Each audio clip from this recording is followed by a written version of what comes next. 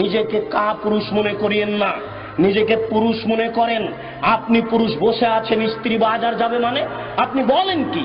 10টার সময় বাজারে ঢোকে, বিকেল 3টায় ফিরে আসে, কত মানুষ তাকে ধাক্কা মেরেছে আপনি জানেন না? আপনি কি কাপুরুষ? আপনি কি আগাছা? আপনি কি কাপুরুষ? আপনি কি আগাছা? ওই যে বাজার পূর্ণ করেছে মেয়েটা, ওর কি বাপ নাই?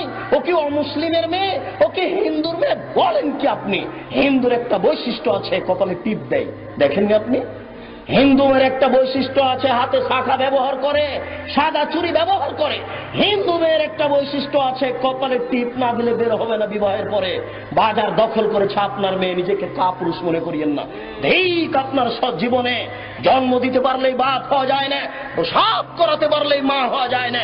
পাগলিও বাচ্চা প্রসাব করাতে পারে, পাগলিও বাচ্চাকে দুধ পান করাতে পারে, পাগলও বাচ্চা জন্ম দিতে পারে।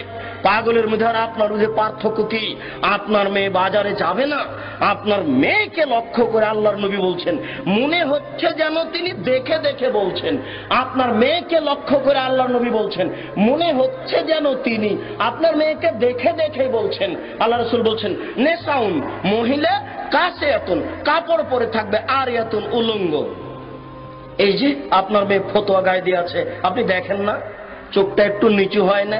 ছি ছি ছি, জন্ম দিতে পারলে পিতা হওয়া যায়। দুঃখিত, আপনার পরিবর্তনের জন্য এসেছি, মনে কিছু নিয়েন না। এই মাইকের আওয়াজ যতদূর পর্যন্ত যাচ্ছে, সকল দিনই ভাই বোনকে বলছি, উপস্থিত বৈঠকের মুসলিম বোন, আপনার লজ্জা কামনা করি, আপনার ইতস্তবোধ কামনা করি, আপনার লজ্জাবোধ কামনা করি। 24 ঘন্টার মধ্যে আপনি পোশাক পরিবর্তন করুন। আপনি সালোয়ার কামিজ মেক্সি চাদর পরুন। যদি শাড়ি পরেন তাহলে আপনাকে 2 ছড়ের ব্লাউজ পরতে হবে। 2 ছড়ের ব্লাউজ মানে যার হাত হবে কবজি পর্যন্ত, নিচের দিক কোমরের নিচে চলে যাবে, 1 থেকে 1.5 গজ কাপড়ের ব্লাউজ পরতে হবে। শুনুন, শাড়ি পরে ছোট ব্লাউজ গায়ে দিয়ে এদেশের জনগণকে পেট পিট দেখিয়ে জাহান্নামের দিকে ঠেলে দিয়ে নিজে তাহাজ্জুদ পড়ে জান্নাত কেনার আশা করিয়েন না। এই মেয়েরা শোনো, যারা তোমরা স্কুল কলেজে পড়ো, তোমাকে সাবধান করতে এসেছি, তুমি পরিবর্তন হও। আল্লাহ তাআলা বলছেন, কুল হাল ইয়াস্তাবিল্লাযীনা ইয়ালামুনা ওয়াল্লাযীনা লা ইয়ালামুন ইন্নামা ইয়াতাযাক্কারু উলুল আলবাব। হে নবী, আপনি বলুন, যারা লেখাপড়া জানে আর যারা লেখাপড়া জানে না তারা কি সমান? নিশ্চয়ই শিক্ষিত মানুষ উপদেশ গ্রহণ করে, নিশ্চয়ই শিক্ষিত মানুষ উপদেশ গ্রহণ করে, নিশ্চয়ই শিক্ষিতা নারী উপদেশ গ্রহণ করে।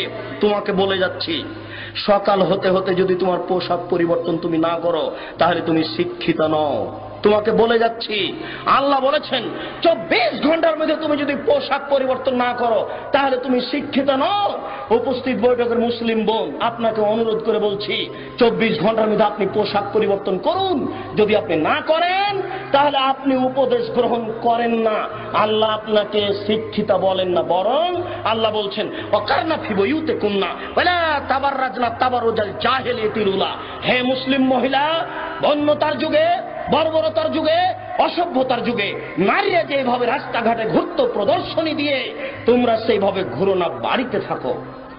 যারা নগ্ন হয়ে চলে, যারা ফতোয়া গায়ে দেয়, যারা ছোট ব্লাউজ পরে, যারা মাথার চুলকে ছোট করে খাটো করে, যারা জিন্স কাপড়ের প্যান্ট পরে গেঞ্জি গায়ে দিয়ে উলঙ্গ হয়ে জাতির সামনে ঘুরে, এরা শিক্ষিতা নয়। আল্লাহ তাদেরকে বলছেন এরা বন্য, এরা বর্বর, এরা অসভ্য, এরা অশিক্ষিতা।